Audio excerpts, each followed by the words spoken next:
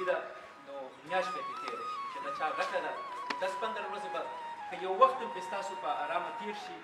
او دغه روژه تاسو په دې خوراک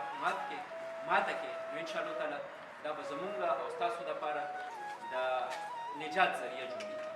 او مستقبل کې به کوشش کوو چې الله پاک کومه دا وبا راوستې ده دا دې په خپل فضل و کرم سره زمونږ د دې ملک نه بلکې د ټولې دنیا نه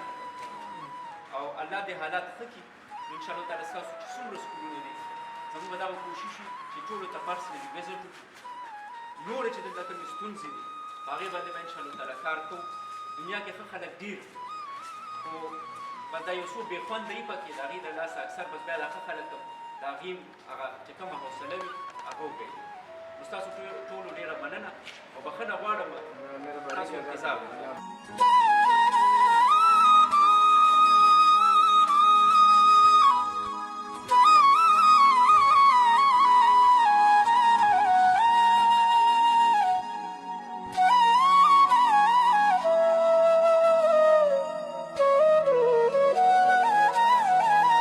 جنة مع الأبرار يا عزيز يا غفار ربنا ظلمنا أنفسنا وإن لم تغفر لنا وترحمنا لنكونن من الخاسرين ربنا أفرغ علينا صبرا وثبت أقدامنا وانصرنا على القوم الكافرين اللهم أعز الإسلام والمسلمين خدای رحم کې کرم الله ستاسو عذاب او د قهر د غصې نه مساتي مغفرت هم نصیب کې ګناهونه معاف کړي د دواړو جان خوشاله هم نصیب کړي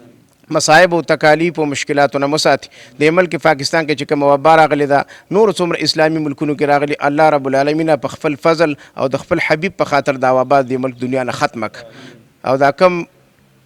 شاعر صاحب د دې چې کوم ټیم مرګري دي الله د دې دنیا او د آخرت خوشاله نصیب کړي او دا کم تعاون چې چا کړی عثمان صاحب او بل زمونږ دغه خور ده الله دې په مال کې په حال کې په بچو کې برکت واچي الله دنیا او د آخرت خوشاله د دې نصیب کړي او دا صدقه د الله رب العالمین د دنیا او په آخرت چې څومره مصائب دي تکالیف د هغې دپاره کفاره وګرځوي که د دې په کور کې بیماري وي د عثمان صاحب او د دې خور په کور کې الله دا بیماریانې ختمې کړي الله رب العالمین دې دنیا او د آخرت چې څومره خوشاله دي الله د هغې نصیب کړي الله د نور مزید تعاون امداد تعاون افیل د مدرسو لپاره کوم که وس د سره سي الله د هغې توفیق هم نصیب کړي وصلی الله تعالی علی خیر خلقه محمد و آله و اصحابه اجمعین برحمته